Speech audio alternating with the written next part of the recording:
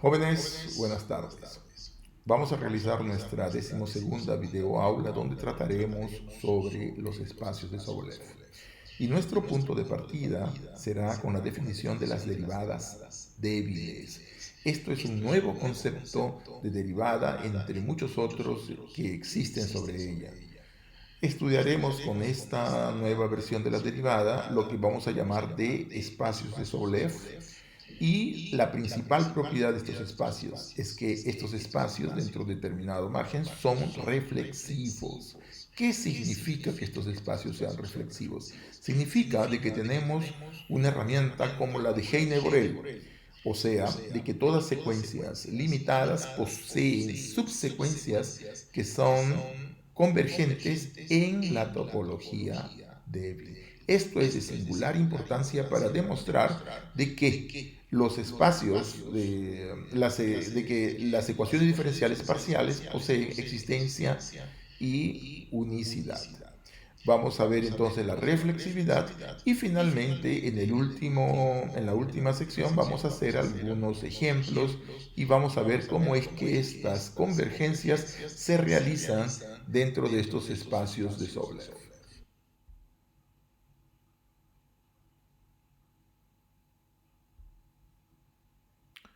Nuestro punto de partida es el concepto de la derivada. La derivada es uno de los conceptos que más ha sido estudiado y generalizado. Es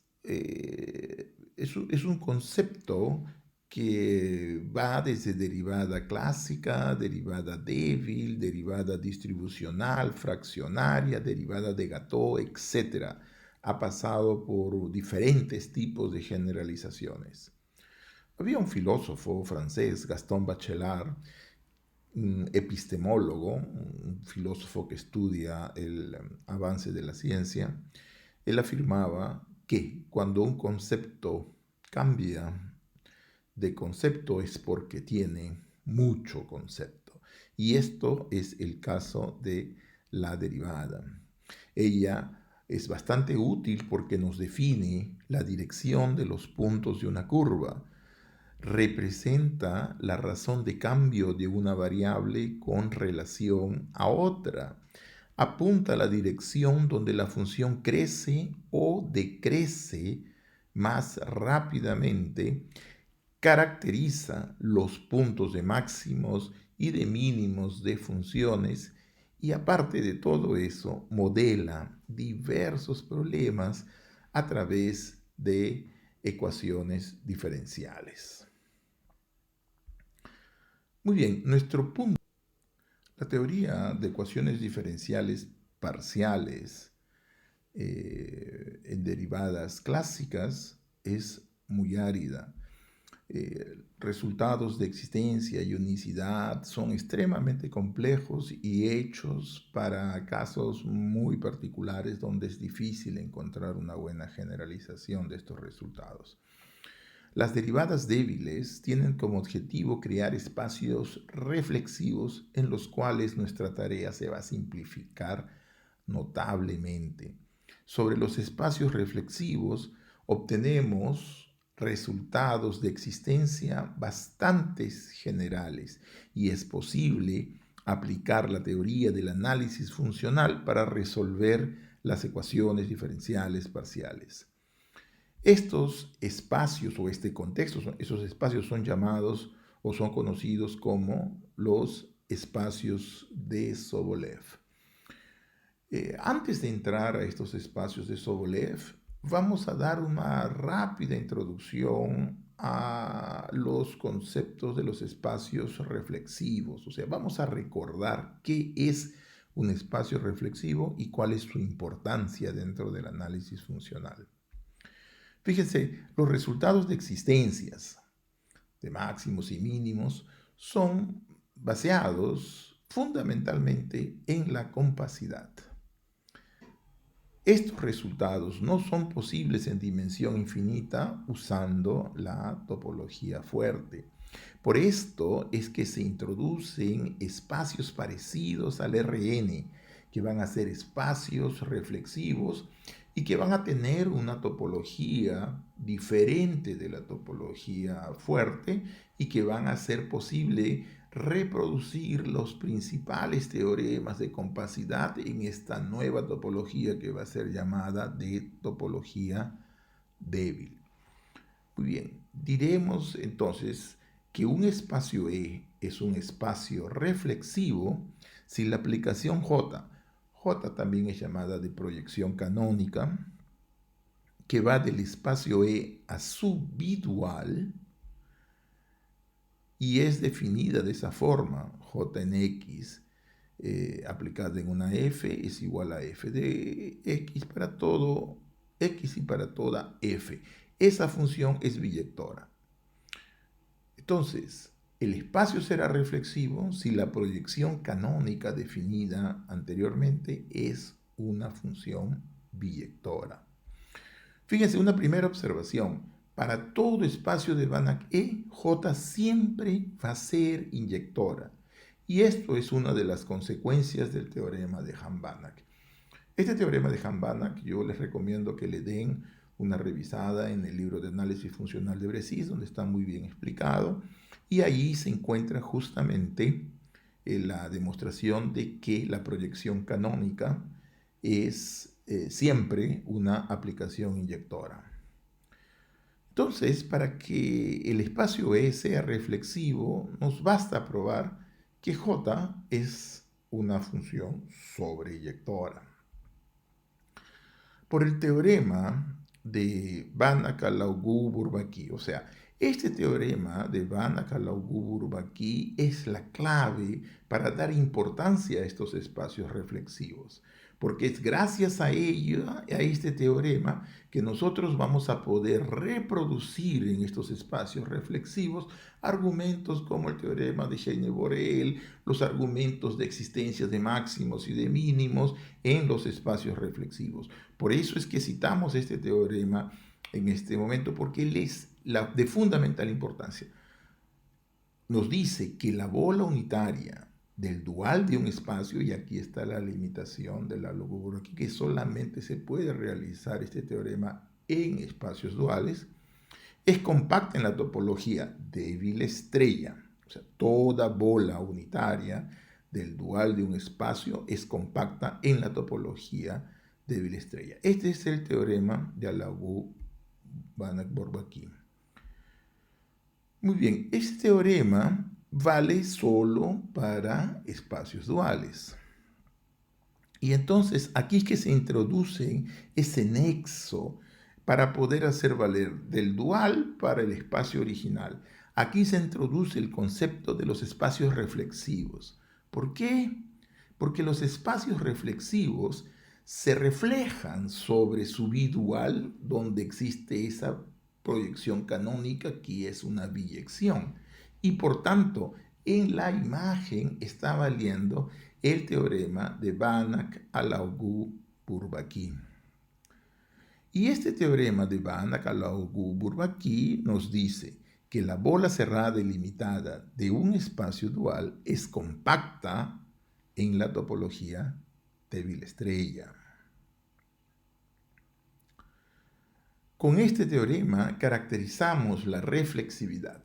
¿Cuándo un espacio va a ser reflexivo? Fíjense, aquí tenemos el teorema de Kakutani que nos caracteriza los espacios reflexivos en términos exactamente de los puntos que nosotros necesitamos mucho para los teoremas de existencia.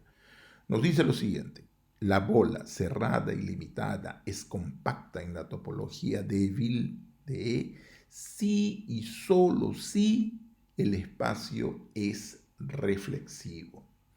Entonces, ¿qué es lo que tenemos que hacer para demostrar? O sea, ¿qué cosa es lo que tenemos que hacer para demostrar nuestros teoremas de existencia y unicidad, de ecuaciones diferenciales? Que muchos de esos teoremas son basados en demostrar máximos y mínimos de ciertos funcionales. Lo que tenemos que hacer es demostrar que nuestros espacios son reflexivos, ¿correcto? Muy bien, entonces ahora ya vamos a hablar un poco de los espacios de Sobolev, aquellos que nosotros estamos interesados. Para esto es necesario dar algunas introducciones previas. Vamos a denotar como omega un subconjunto del Rn, un conjunto abierto cualquiera. Y ahí definimos C0. C0 es porque vamos a definir C en base a las derivadas. Aquí simplemente decimos que C0 es un conjunto de las funciones continuas que van de omega a Rn.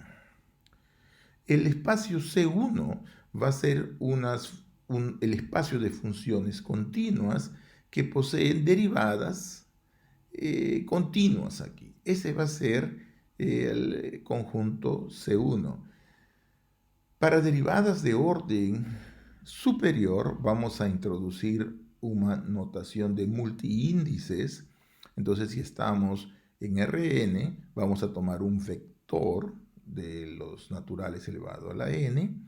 Este vector va a tener componentes alfa 1, alfa 2, alfa n, y como valor absoluto de este vector lo vamos a considerar la suma de sus componentes. Definimos así el operador diferencial d de alfa como siendo la derivada parcial de orden alfa, o sea, el valor absoluto de alfa, con respecto a x1, x2, xn con las debidas potencias que nosotros tenemos ahí. Muy bien, definimos en general el espacio Cm usando inducción como aquel espacio de las funciones continuas que poseen todas sus derivadas continuas hasta el orden m. Y observe que esta notación es extremadamente, nos facilita mucho porque con esta notación ya estamos colocando en evidencia todas las derivadas de todas las órdenes. Muy bien, aquí tenemos nuestra siguiente definición.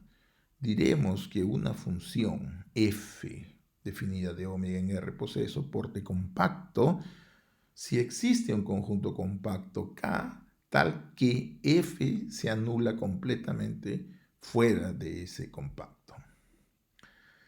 Entonces, aquí vamos a definir el conjunto Cm de todas las funciones f que son continuas y que son continuas de orden alfa y que se anulan en el borde de alfa. Entonces, C0m es el conjunto de todas las funciones que tienen derivadas hasta de orden m y que se anulan en el borde hasta las derivadas de orden m-1. Esa va a ser nuestra función C0m.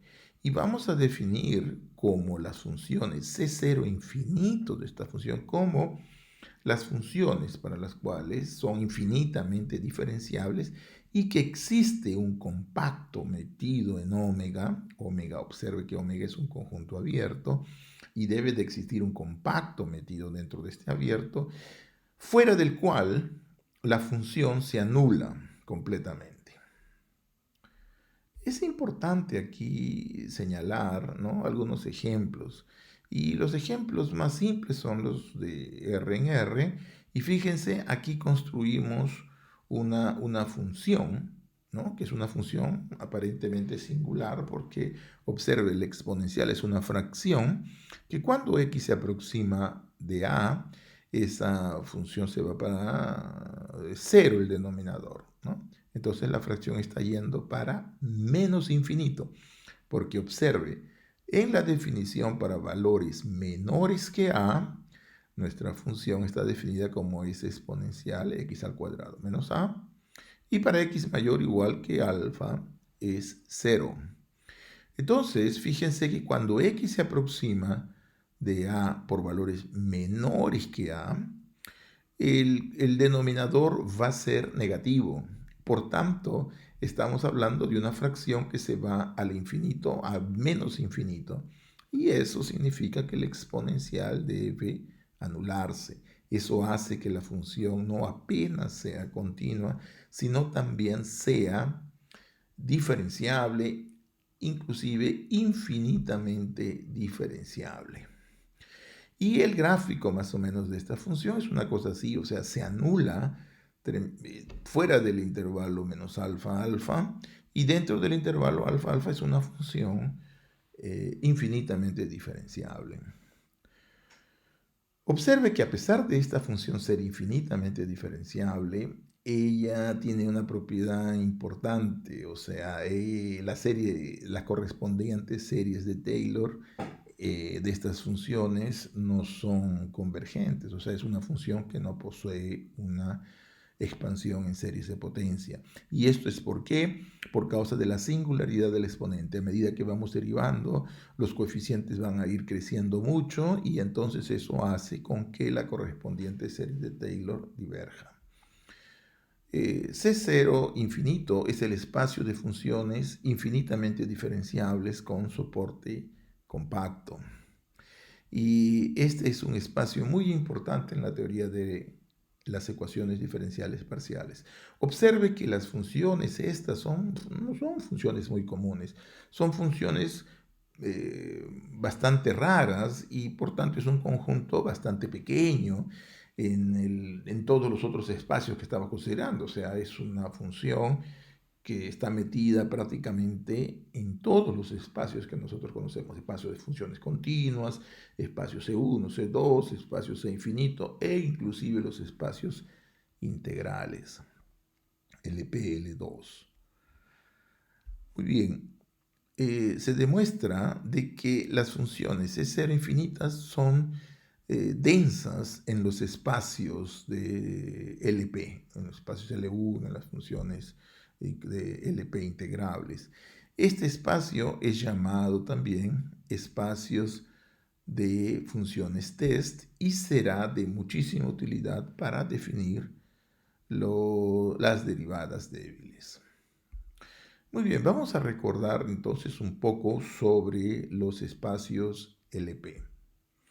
Sea omega un conjunto del Rn abierto y vamos a definir aquí el espacio LP formado por las funciones que salen de omega y van a R, que son mensurables y cuya integral es finita. ¿Qué significa que una función sea mensurable? Significa de que, por ejemplo, existe una secuencia de funciones simples que converge para esta función. Muy bien, por la desigualdad de Minkowski se prueba, o sea, de Minkowski, la desigualdad triangular, se prueba de que estos espacios LP forman un espacio vectorial. Pero para que sea un espacio normado, tenemos que llamar la atención aquí sobre un detalle muy importante. Tenemos que redefinir lo que vamos a entender por igualdad de funciones. Esto es porque el operador, o sea, lo llamamos todavía de operador y no de norma, porque con el concepto usual de igualdad, n de f no es una norma U.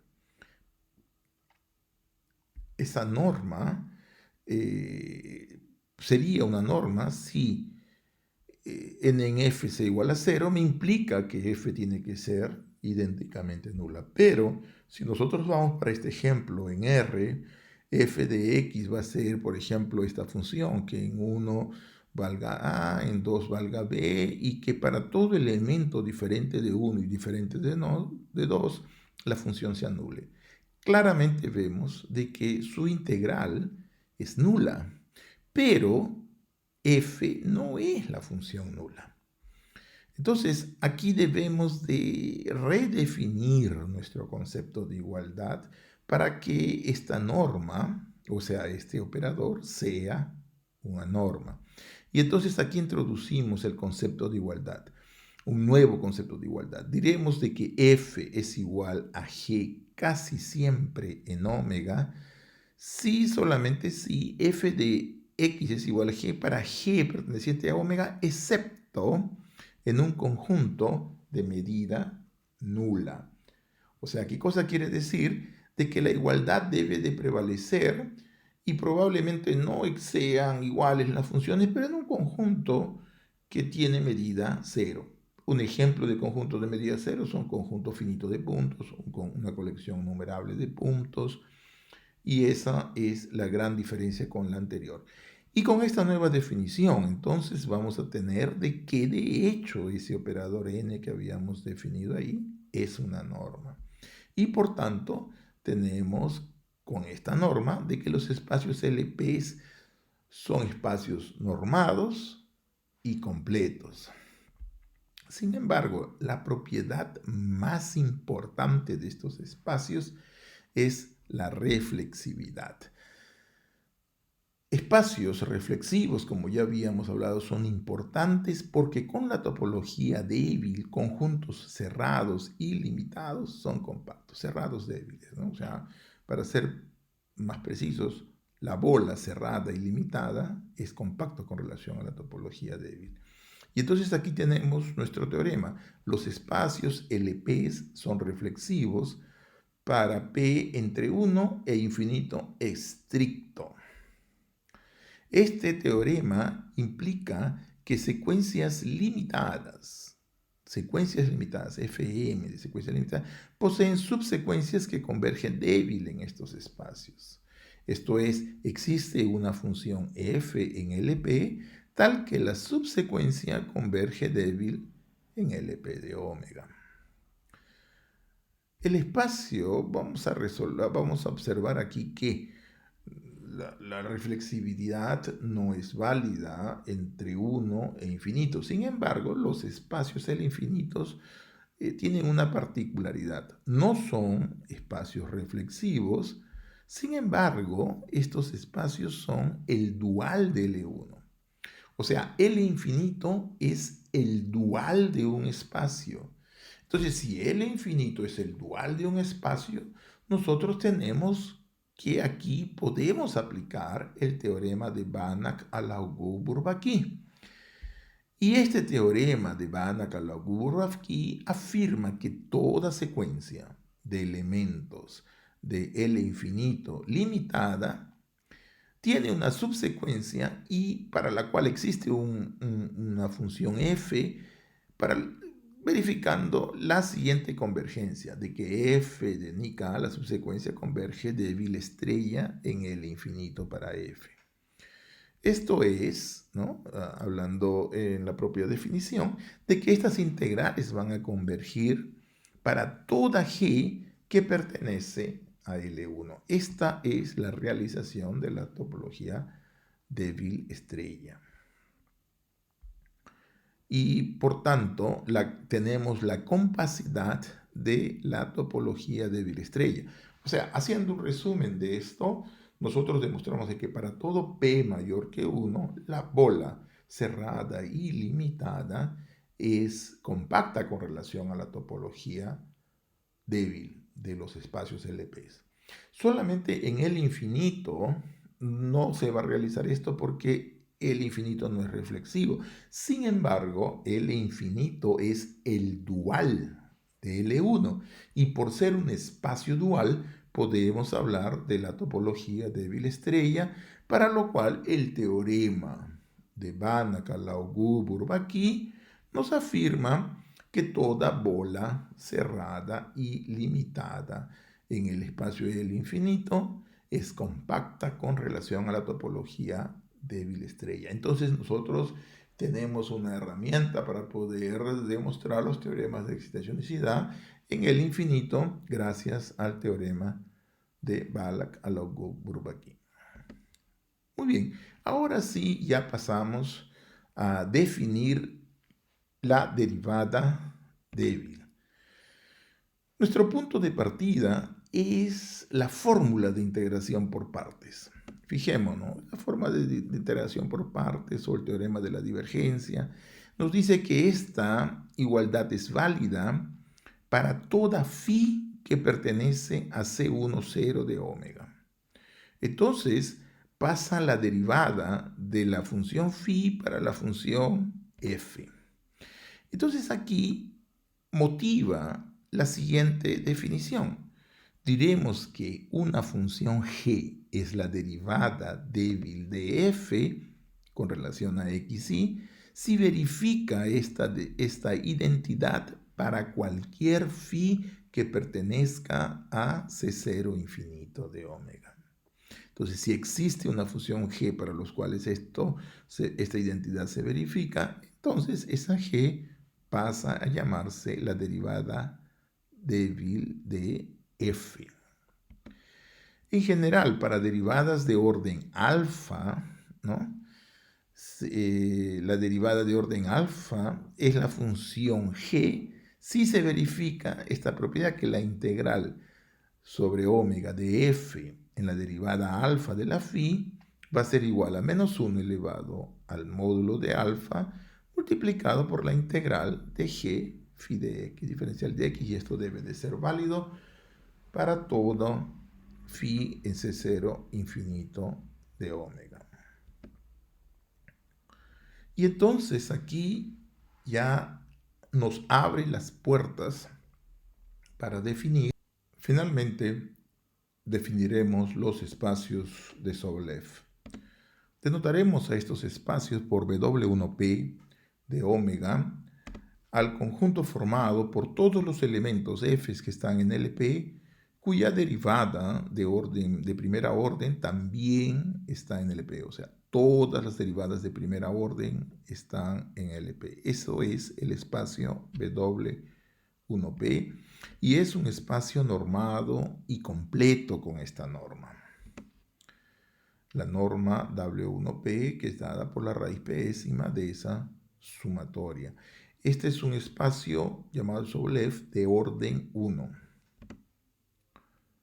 De forma análoga, para m mayor que 1, o sea, para espacios con derivadas de orden superior, definimos el espacio WMP como siendo el conjunto de todas las funciones LPs que poseen derivadas hasta orden m, todas ellas en LP.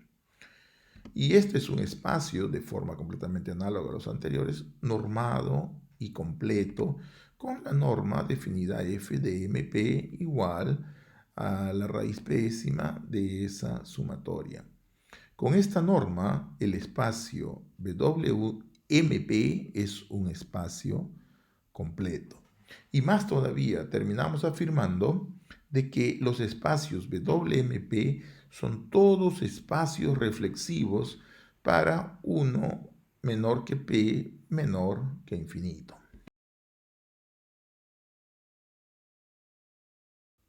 Finalmente, llegamos al resumen y a las conclusiones de toda esta aula.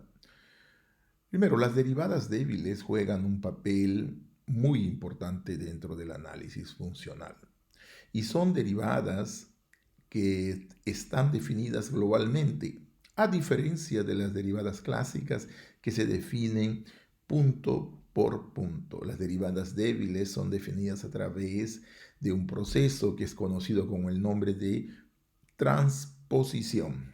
Y esta transposición viene de la fórmula de integración por partes. Los espacios WMP son espacios de derivadas con la regularidad LP integrable. Y una propiedad extremadamente importante es de que estos espacios también son reflexivos. ¿Qué significa que estos espacios sean reflexivos? Significa que la bola o que las bolas cerradas y limitadas de los espacios de Sobolev para P entre 1 e infinito son compactas con relación a la topología débil. Y esta propiedad es muy importante, como veremos, porque nos permite mostrar resultados de existencias para los problemas elípticos. Entonces, esta es nuestra principal herramienta, y este es el motivo por el cual escogemos estos espacios de Sobolev como aquellos que sirven para poder trabajar los problemas de ecuaciones diferenciales parciales. Otra propiedad muy importante y que nos hace volver a nuestro problema en el sentido clásico es que para m suficientemente grande, ¿no? O sea, si tenemos un espacio de Sobolev con muchas derivadas en LP, estas funciones van a ser suaves. O sea, las funciones pasan a ser continuas, C1, C2, de acuerdo a la dimensión y al número de derivadas que tengan integrables. Y finalmente, para P igual a 2, el espacio son de Hilbert y la notación es dada por h de m de omega para hacer referencia y énfasis a que estos espacios son espacios de Hilbert.